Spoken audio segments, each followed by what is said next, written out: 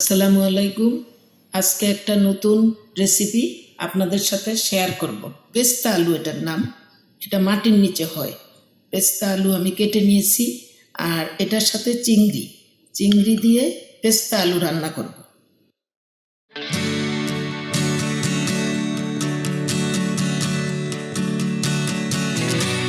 রহমানির রহিম। আমি রান্না শুরু করলাম।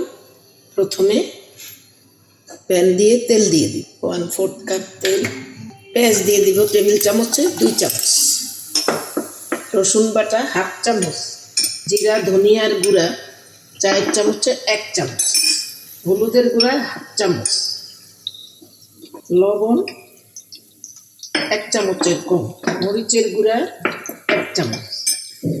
একটু পানি দিব মশলা যাতে না পুড়ে। আলুগুলা দিয়ে দিব, তবে আলুগুলা একটু হাফ সিদ্ধ করেছি। আলু কষানো হয়েছে, এখন চিংড়ি মাছগুলা দিয়ে আরেকটু কষাবো। আমি এখন পানি দিয়ে দেব। আলু তো একটু পানি বেশি লাগবে। আমি 2.5 কাপ পানি দিয়েছি, তবে গরম পানি। তরকারি প্রায় হয়ে গেছে। আমি এখন কয়েক টুকরা টমেটো কুচি দিব, কয়েকটা কাঁচামরিচও দিব। আমার রান্না শেষ হয়ে গেছে, একটু বেরেস্তা দিব, এরপরে ধনে পাতা দিব। রান্না শেষ